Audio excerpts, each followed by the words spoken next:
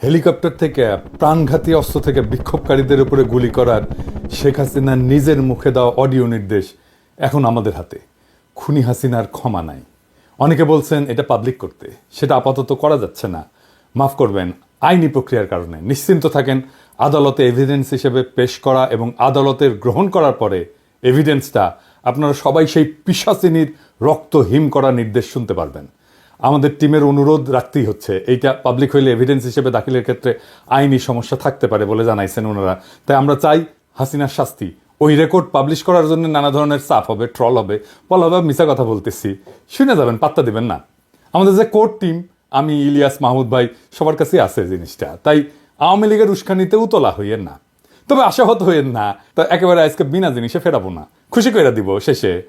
যেগুলো আদালতে এভিডেন্স হিসেবে দেওয়া হবে না, তার থেকে কিছু শোনাবো, পরে আসতেছি ওই ব্যাপারে। আমি কইছিলাম হাসিনার বাসন নাই, পশ্চিম তারে ছাই দিয়া ধরবে। দেখেন, হিউম্যান রাইটস ওয়াচ প্রতিবেদন দিছে প্রফেসর ইউনূসের কাছে। সেইখানে পুলিশদের নিজেদের ভাষ্যেই প্রমাণ পাওয়া গেছে কতটা নৃশংস হত্যাযজ্ঞ চালানো হয়েছিল। এখানে বলা হয়েছে যে পুলিশ বিক্ষোভকারী ছাড়াও তাদের আশেপাশে বাসাবাড়ির জানলা গেটে দাঁড়ায় থেকে দেখতে থাকা মানুষের উপরে যারা সাক্ষ্য দিতে পারে তাদের উপরে গুলি চালাইছে, যেন কেউ নৃশংসতার সাক্ষ্যটা দিতে না পারে।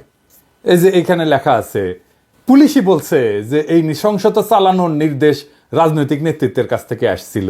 পুলিশ অবশ্য নিজের মুখেও বলছে, যেমন ধরেন এই যে এই ভিডিওটা, আমাদের উপর নির্দেশনা আছে, আজকে যদি আপনারা বের হন আমরা কিন্তু ডাইরেক্ট গুলি, আমাদের ব্যবস্থা আমরা নিব। শীর্ষ কর্মকর্তা সিসিটিভি দেখছে, ভিডিও গেমস যেমন খেলে এরকম দেখে দেখে দায়িত্বরত কর্মকর্তাদের এমনভাবে গুলি করার নির্দেশ দিচ্ছিল যেন তারা ভিডিও গেম খেলতেছে। পুলিশের গুলি করার নিয়ম পায়, সেখানে গুলি না করে শরীরের বিভিন্ন প্রধান অঙ্গ প্রত্যঙ্গে সিসার বুলেট ব্যবহার করে গুলি করছিল, শরীর লক্ষ্য কইরা। এমনকি যখন তাদের জীবনের উপরে, মানে পুলিশের জীবনের উপরে আঘাতের কোনো ধরনের শঙ্কা ছিল না। ব্যারিস্টার আরমান র্যাব টিএফআই সেলের আয়না ঘরে বন্দি ছিল, সেই সেলটা আবিষ্কার করা হয়েছে। সেখানে 1000-এর উপরে বন্দি থাকতো, অবিশ্বাস্য সংখ্যা।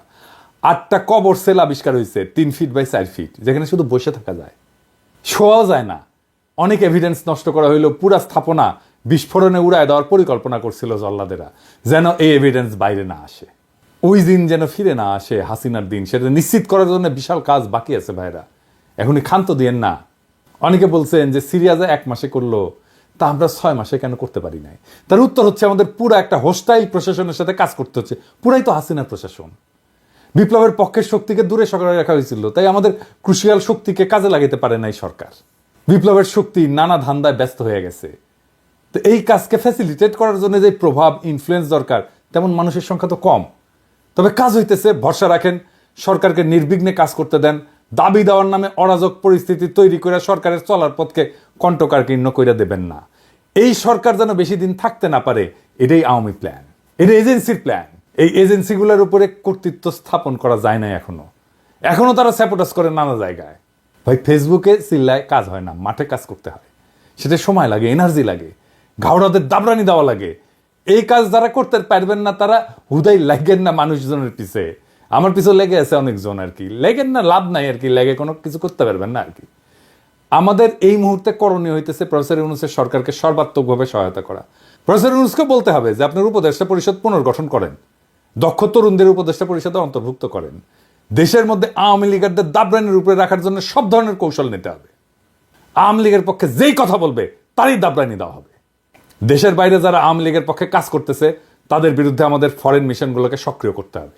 ওই যে সেদিন দেখেছিলাম না, কানাডার একজন আমাদের ভাইদের নাম থাম ছবি টবি দিয়া প্রচার চালাচ্ছে, ওদের নাকি পিটাবে। ওই ইত্তেফাকের নাকি কানাডার প্রতিনিধি। ওই ইত্তেফাকে কানাডার প্রতিনিধি থাকে কিভাবে? ইত্তেফাক ভালো হইয়া যান। হাসিনার লেসপেন্সারি করেছে আপনার মালিক, এখন এই সমস্তকে আশ্রয় দিতেছেন, সামাজিক প্রতিষ্ঠা দিতেছেন। পুলিশে যারা অসহযোগিতা করতেছে তাদের নির্দয়ভাবে অব্যাহতি দিতে হবে। তারপরে সবার সম্পদের খোঁজ নিয়ে টান দিতে হবে। ইন্ডিয়ান সকল ইন্টারেস্টকে, সকল পণ্যকে বর্জন করতে হবে। ইন্ডিয়ার সাথে লটর পটর যারা করতে যাবে তাদের সামাজিকভাবে লজ্জা দিতে হবে। মিডল ক্লাস আর আপার মিডল ক্লাসের মধ্যে যারা আওয়ামী লীগের পক্ষে আওয়াজ তুলতেছে, কাজ করতেছে, তাদের দৌড়ানির উপরে রাখা হবে। সোশ্যাল মিডিয়া ফলো করা হবে। এদের সবার অপ্রদর্শিত আয় আছে, ফাইল ওপেন করেন, কিছু করতেও হবে না, শুধু ফাইল ওপেন করেন, পেটের গু শুকায় জিলাপি ঘুটা হয়ে যাবে। যারা হত্যা করছে আমার ভাইদেরকে, সন্তানদেরকে গুম করছে, পুলিশ, র্যাব, ডিজিএফআই, এদের প্যাকেট করে ফেলতে হবে। বাধা দিতে থাকলে এমন কৌশল না হবে যেন বাধা দিতে না পারে। আমার কাছে কৌশল আছে, ওই জাউরামুর স্ট্র্যাটেজি আছে, শিওর শট। হ্যাঁ, সোহরাদ্দির বডিগার্ড, ওই যে হ্যাঁ, সোহরাদ্দির বডিগার্ড ওই কি ছিল, ভদ্রলোকের সাথে ভদ্রতার, জাউরাদের সাথে ডাবল জাউরামি। নাহলে আপনি গেলে মরছেন, আমি সেটা ফলো করি। ইন্ডিয়ার এখন মূল প্ল্যান হইতেছে প্রফেসর ইউনূসকে সরানো। প্রফেসর ইউনূসের ব্যাপক আন্তর্জাতিক গ্রহণযোগ্যতার জন্য বাংলাদেশে ইন্ডিয়া কিছুই করতে পারতেছে না। প্রফেসর ইউনূস ইন্ডিয়ার গলার কাটা হইয়া দাঁড়াইছে, এই কাটা সরাইতে চাইতেছে ইন্ডিয়া। এই জন্য নির্বাচন দিয়ে সরে যাওয়ার চাপ তৈরি করতেছে, যেন বাংলাদেশকে আবার দখল করতে পারে ইন্ডিয়া। বাংলাদেশের রাজনৈতিক দলগুলো না বুঝা আওয়ামী লীগের সাথে আনন্দ চিত্তে ইন্ডিয়ান এই পরিকল্পনা বাস্তবায়নের জন্য কামলা দিয়ে দিতেছে। মনে রাখবেন, প্রফেসর ইউনূসের অকাল বিদায় মানে ইন্ডিয়ার পুনরায় বাংলাদেশের তালুকদারি বহাল। এই জন্যেই ফেব্রুয়ারিতে আওয়ামী লীগ কঠোর আন্দোলনে যাবে বলছে। আর বিএনপি নাকি সরকারকে সঠিক পথে আনতে আন্দোলনে নামবে। কোন পথে গেছে সরকার? কোন বেপথে গেছে সরকার? সঠিক পথ মানে কি? তবে আওয়ামী লীগ বিএনপি একই সাথে আন্দোলন করছে, দেখেছেন তো? একই সময় আলহামদুলিল্লাহ, দুই রসুনের এক জায়গায়, এটা বুঝাতে পারছেন তো? বিএনপি চায় আন্দোলন, আওয়ামী লীগও চায় আন্দোলন। বাহ, কি মজা! সরকারকে নাকি নির্বাচনে বিলম্বের যৌক্তিকতা তুলে ধরতে হবে, তাই নাকি? বহুত খুব সালাউদ্দিন সাহেব, আমরাই সরকার, এটা আমাদের সরকার, আপনার না হইতে পারে, আমরাই দিব যৌক্তিকতা। ড্যাং ড্যাং করতে তো গেছিলেন ক্যান্টনমেন্টে যে সরকার গঠন করার জন্য। এখন সরকারকে অন করেন না, না এখন সরকার আপনার না, আমাদের সরকার, আপনার না হইতে পারে, তবে দিব, আমরাই দিব যৌক্তিকতা। আগামীকাল দেই, হ্যাঁ, মাইনা নেবেন, আমি শিওর। একটা দিন টাইম দেন, মেলা কাজ করা লাগিচ্ছে তো, একটা দিন টাইম চাচ্ছি, খুশি করে যৌক্তিকতা দিয়ে দিমুনি, আমি দিমুনি। জানেন তো সালাউদ্দিন ভাই, আমার যুক্তি গলে শিওর শট। সরকারের দিকে বাউন্সার ছুঁড়েন না, প্রত্যেক বাউন্সারে ছক্কা হাঁকামো প্রমিস করলাম। এবার আসেন, কইছিলাম না খুশি কইরা দিব, আসেন খুশি কইরা দিই। হেলিকপ্টার কোন কোন দিক দিয়ে গেছে আর কই কি হত্যাযজ্ঞ চালাইছে, এটা কেমনে বের করা হয়েছে জানেন? এটা রিক্রিয়েট করা হয়েছে কেমনে জানেন? ক্রু যারা ছিল তাদের সকলের পকেটে মোবাইল ছিল, নিচ দিয়ে উড়িছে আর মোবাইলগুলো কাছের টাওয়ার থেকে সিগন্যাল নিছে আর বেচারারা মরিছে। ছবির মতো রিক্রিয়েশন হয়েছে আর কি। নিচে থেকে হয়েছে ভিডিও, অসংখ্য সিসিটিভি ক্যামেরার ফুটেজ। মুগ্ধর ভাইয়ের কাছে কয়েক টেরাবাইট আছে ফুটেজ। মুগ্ধর গুলি খাওয়ার যে রিক্রিয়েশন ওর বড় ভাই নিজের হাতে করেছে কলে। হাসিনা সবার কল রেকর্ড করার জন্য ওই যে এনটিএমসি করেছিল। 5 তারিখ সন্ধ্যায় পুরা রেকর্ড ডিলিট করার নির্দেশ দিছে এক ব্রিগেডিয়ার জেনারেল। আইজার নাম কইলাম না, ব্রিগেডিয়ার সাহেব ভালো হয়ে যান। মুছেও গলে দিছে সব। আমাদের কাছে স্বীকারোক্তি আছে কে বলছে মুছে দেওয়ার জন্য। আদালতে দাখিল করা হবে এমন সাক্ষ্য প্রমাণ নষ্ট করার জন্য জেনারেল সাহেব আপনি আদালতে উঠবেন, লিখে রাখেন। তবে সেই সব রেকর্ড উদ্ধার হয়েছে আলহামদুলিল্লাহ। সমস্ত টেলিফোন কল টেরাবাইটের পর টেরাবাইট, ওই সময় ডিটেইল অন্দরমহলের ঘটনার ছবির মতো রিক্রিয়েশন করা সম্ভব হইতেছে। আমি শুনেছি একের পর এক। প্রথমে শুনেছি দরবেশ বাবার কল রেকর্ডগুলা, এই যে খুচরা কল রেকর্ড, ছোট ছোট ছোট ছোট মেলা কল রেকর্ড প্রচুর। এর মধ্যে অনেকগুলো এভিডেন্স হিসেবে ইউজ করা হবে, তো যেগুলো আমরা এভিডেন্স হিসেবে ইউজ হয়তো করবো না সেগুলোই শোনাই। হ্যাঁ, এই যে সাহেব শুনান না কয়টা।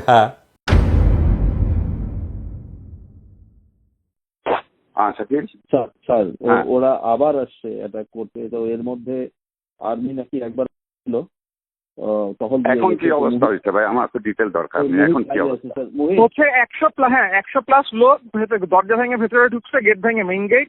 এখন হচ্ছে ওরা আগুন দিচ্ছে আমাদের র মেটেরিয়ালস গুলোতে। আর্মি আসে মেল নাই? জোনের আর্মি তখন হয়তো একবার আসছিল, বাট ওরা আবার চলে গেছে। মানে এখন নতুন হচ্ছে বাঞ্চ আসছে, এখন নতুন করে হচ্ছে আবার জড়ো হয়েছে আর right now। শাকিল ওখানে কি অবস্থা? ওখানে ইন্ডাস্ট্রিয়াল মোটামুটি পার্কে? হ্যাঁ, ওখানে ওই খাতারের ওখানে ওরা স্টে করতেছে, আর মাঝে হ্যাঁ। মধ্যে ড্রোন পাঠাচ্ছে উপর দিয়ে, এবং এখন একটু পিছনে হটে আছে, বাট স্টে করতেছে ওখানে এখনো। এই মাত্র কথা বলবো যে এখনো ওই ওরা স্ট্যান্ড নিয়ে আছে যে সুযোগ ঠিক আছে। পেলে আবার ঢুকবে। জি জি, হ্যাঁ স্যার। হ্যাঁ শাকিল, স্যার সালামালাইকুম স্যার, আপনি কি অবস্থা পিপি? আলাউদ্দিনকে চেষ্টা করতেছিলেন, পিপি কিছু ভাঙছে ভিতরে। তারপরে এখন সানসিটির থেকে এসে আমাদের পার্কে 2 নম্বর গেটের এখানে আসছিল, তো পুলিশ কিছু ছত্রভঙ্গ করছে ওখান থেকে, তো ওখান থেকে সরে গেছে এখন আপাতত। ঠিক তো আছে। এখন এরা কারা ছিল? এরা স্যার ওই বাইরের, মানে এরা তো কোনো ছাত্র না, বাইরের এরা। হুম। না ছাত্র না তো বুঝলাম, কিন্তু আমাদেরটাকে কেন টার্গেট করতেছে? নিশ্চয়ই প্ল্যান করে টার্গেট করতেছে। এটা তো স্যার এই মুহূর্তে আমি বুঝতে পারছি ঠিক না। আছে, এনিওয়ে চলে গেছে। হ্যাঁ, ওদেরকে পিছায় হটাইছে এখন। হুম, আর আমি স্যার আছি ঢাকা অফিসে আজকে। ঠিক আছে, জি স্যার। আপনি ফলো করেন, তাকে আমাকে জানাতে থাকেন। জি আচ্ছা স্যার, জি সালামালাইকুম স্যার। আসসালামু আলাইকুম স্যার স্যার স্যার ভালো আছেন? স্যার আলহামদুলিল্লাহ স্যার। আচ্ছা, ওই আইএফআইসি তে তো আপনি মঞ্জুরকে দিয়ে দিয়েছেন, স্যার স্যার স্যার রাশিদকে দেবেন না? রাশিদকে দিয়ে দেন। স্যার একটু আমাদের স্যার হলো কি, ওই যে এরা যারা ছিল, হুম, মানে যেমন স্যার ওই যে এই এগুলো আমাদের মানে এফডির পজিশনের এগেনস্টে। আর ফাইন্যান্সিয়াল ইনস্টিটিউশন ডিভিশনে যারা, ওদের এগেনস্টে আবার ফাইন্যান্সিয়াল ইনস্টিটিউশন দিতে হয়, মানে এরকম একটা ইয়ে আছে। তো একজন একজন করে স্যার দিচ্ছি, আমি দিব না সেটা বলি নাই। না আপনি রাশিদকে দিয়ে দেন, আমার রাশিদ দরকার আব্দুর রহমান। আর থার্ড ম্যান যে আরেকটা তো মুস্তফাও তো এখন চলে যাবে স্যার ওনার তো, হ্যাঁ ওনার তো বোধহয় আরো কিছুদিন সময় আছে স্যার। অক্টোবরে চলে যাবে। ওইগুলো স্যার আমরা আমার মনে হয় স্যার, যদি আপনি যদি স্যার এফআইডি থেকে কাউকে চুজ করেন তাহলে একটু সুবিধা হয় আর কি। কারণ এরা তো স্যার এই যেমন স্যার যে যাদের এগেনস্টে দিচ্ছি ওনার তো এফআইডিতেই ছিলেন আর কি, আমাদের জাফর ইকবাল স্যার, কামনা ম্যাডাম, এটা আর কি। ওইটা হলে স্যার ভালো হয়। না আপনি ওটার জন্য আপনি এক্সেপশন করে দেন, আপনি দুইজন ফাইন্যান্স থেকে দেন, একজন ব্যাংকিং থেকে দেন। আচ্ছা ঠিক আছে স্যার, এটা সময় করে দিবেন আপনি এক্সেপশন করে দেন, বিকজ আমার কিন্তু আমার জন্য is very important. I want the right না, আপনার পারসন। স্যার আপনি যাদেরকে পছন্দ করছেন ওরা সবচেয়ে খুবই ভালো স্যার। এটাতে কোনো এটাতে কোনো ইয়ে নাই স্যার। ঠিক আছে, ঠিক আছে স্যার, আমি ওকে ওকে, স্যার জি স্যার, থ্যাংক ইউ থ্যাংক।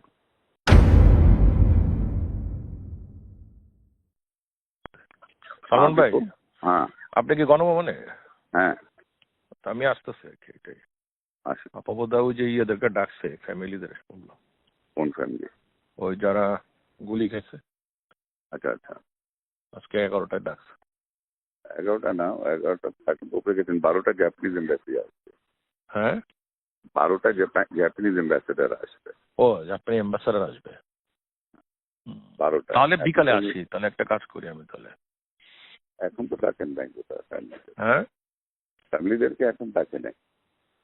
ও, তাহলে বিকালে আসি, 3টা-4টার দিকে আসি। জি জি, সালাম আলাইকুম।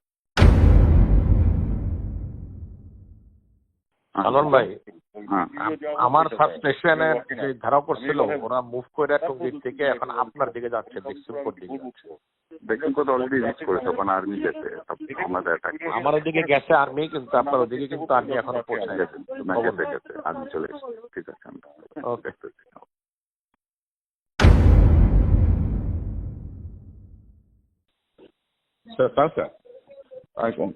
আচ্ছা, আরেকটা ওই আপনারা যে ন্যাশনালাইজ ব্যাংকে কি ডিএমডি প্রমোশন হচ্ছে নাকি? না স্যার, এখনো ধরা হয়নি। ধরা হয়নি, কবে ধরবেন? লিস্টগুলি চাইছেন নাকি? ব্যাংকগুলি থেকে লিস্ট গেছে আপনাদের কাছে, তারা এলিজিবল? হইতে পারে, কিন্তু স্যার এটা হ্যাঁ হইতে পারে, এখনো প্রসেস শুরু হয় না এইভাবে, এত চিন্তা ভাবনা করতে। ও আচ্ছা, ওরা নিজেরা হয়তো লিস্ট দিচ্ছে। ও ডিএমডি তো স্যার হলো যে জিএম থেকে হয়। জিএম থেকে ডিএমডি হয়, তো ওটা আপনার প্রসেসটা কি কবে শুরু করবেন? এটা স্যার আরো সময় আছে, বসতে হবে, সময় আছে স্যার, সময়। ঠিক আছে। তো আমার একজন আছে, আমি আপনাকে হোয়াটসঅ্যাপে নাম পাঠিয়ে দিই। ওই জনতা ব্যাংকে মিজান বলে একজন আছে, জিএম, সিনিয়র মোস্ট আছে, সে সিনিয়রিটিতেও সে পাবে, ইজ ভেরি গুড। ঠিক আছে, যখন শুরু করবেন তখন একটু খেয়াল রাখবেন। আচ্ছা ঠিক আছে, ওকে, থ্যাংক ইউ।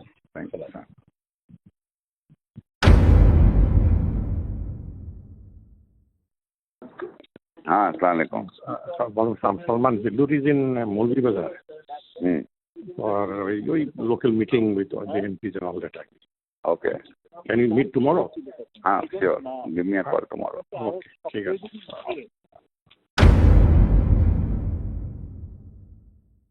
জি সালমান ভাই। বিপু রোববার 11টায় হ্যাঁ, আমি বিড়াতে ওই ব্যবসায়ীদের সাথে একটা সিটিং করতে চাচ্ছি। আচ্ছা, খুব ভালো হয়। তো ওই দিন তো 450 জনের সাথে বসলাম। হ্যাঁ, তো আপাতত বললো কি হ্যাঁ তোমাদের সমস্যাটা আমরা দেখবো। হ্যাঁ, তো এখন আমি 50-60 জনকে নিয়ে তুমি আমি ঠিক আছে, টিটো হ্যাঁ, পলক ঠিক আছে। আমরা বসে ওদের কথা শুনি কি কি সমস্যা জি, আছে না জি, আছে, জি, একটু জি, দেখানো জি। তো দরকার, ইকোনমিটা জি, ঠিক অবশ্যই, করতে অবশ্যই, হবে। অবশ্যই। তো তুমি তো একটু নোট করে রাখো 11টায় বিডাতে, বিডাতে 11টায় রোববার দিন। রোববার দিন। জি, okay, thank you.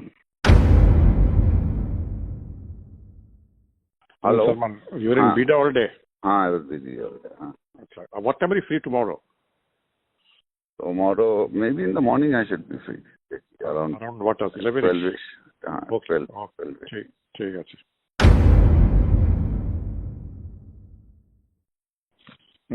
Are you back in office or? No, I'm not back. I will be back. Come to my home around 5:30 or 6 Okay. o'clock. Okay. Come to my home at 6 o'clock. That is Okay, better. we'll do that. 6:30 do that. ঠিক আছে। Pasha আসো। আচ্ছা, okay. Hello. Hello. Lines are not clear, right? Hello. Hello. हाँ, ठीक है, अभी वो किया जा रहा है, क्या? कंट्रोल में लाने का कोशिश किया जा रहा है, हो जाएगा इंशाल्लाह, कल तक पता लगेगा। इंशाल्लाह प्रोग्राम कर रहे हैं। ओके, बस दुआ करो। ओके। হ্যাঁ, দেখেছেন না হিন্দি না উর্দু কিবান কিবান কয়, দেখেছেন কে যেন ফোন করেছিল, খুঁজে বের করেছি ওটা কে। যাই হোক, অনেক গুরুত্বপূর্ণ মানুষ কল রেকর্ড আছে। আগে একটা ছোট সুনাপটিটা শোনাই। হ্যাঁ, এইটা স্যার ওই যে শামীম হাসানেরটা শোনান না, দরবশ বাবার। এই শামীম হাসান কে জানেন? আগে আগে শুনে নেন, আগে শুনেন। ওই যে venture capital and private equity association of বাংলাদেশের সভাপতি, ভিসিপিআব কয়। ওই আবার association of software and information services বেসিসের সভাপতি ছিল, জয়ের নাকি পার্টনার ছিল বিজনেস। আগে শুনেন তার আলাপ। আসসালামু আলাইকুম স্যার, আমি শামীম বলছিলাম। কোন শামীম?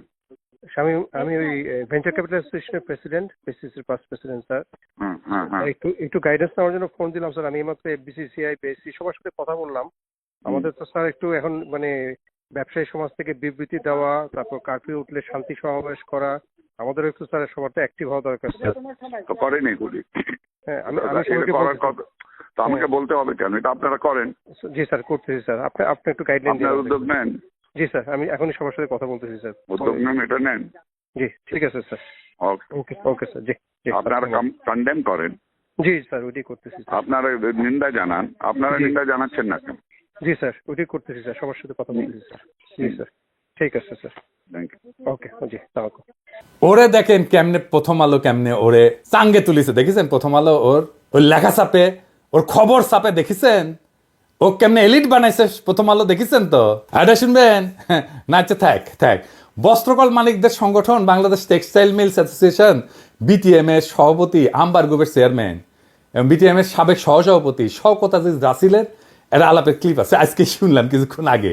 উই করছে যে ইন্টারনেট যখন বন্ধ আছিল তখন দরজ বাবাকে ফোন দিয়ে করছে যে আমরা মানে ওই রাসেল আপনাদের টেকনিক্যাল অ্যাসিস্ট্যান্ট দিচ্ছি, কিভাবে আপনি যারা ভিপিএন ইউজ করে ইন্টারনেট অ্যাক্সেস করবে তাদের আইডেন্টিফাই করবেন। বুঝেছেন মাদারচোদ? আমি তো ধরতাম না রাসেল, দেখলাম জিল্লুরের তৃতীয় মাত্রায় গিয়ে ফেচিবাত করিচ্ছু। হ্যাঁ, হারাম জাদা। হাসিনার আমলে গাছের কাছে এখন তলার করে বেড়ে শিশু জিল্লুর, আপনি মিয়া মানুষ পান না? এই সমস্ত দুর্বৃত্তদের ধরে না ফুটেজ দেন। তৃতীয় মাত্রায় কোনোদিন একজন গার্মেন্টস শ্রমিককে আনিছেন? কাজের বুয়াক ডাকিছেন? রিক্সাওয়ালাক ডাকিছেন? কৃষক এক ডাকিছেন? খালি বড় লোক আর এলিট। হ্যাঁ, ওদের খুব ভালো গন্ধ না, ওদের তো দুর্গন্ধ। ওই হারামজাদাদের কাছে আমাদের দেশের কথা শোনা লাগবে কা? যখন ওই যে এনটিএমসি তৈরি হচ্ছিল তখন যারা এই কল রেকর্ড করেছিল আর কি, শুনেছিল, তারা প্রেমিক প্রেমিকার নাকি রসালো প্রেমময় আলাপ আলাদা করে রেকর্ড করতো, আর ওটা শুনে নাকি লাগতো।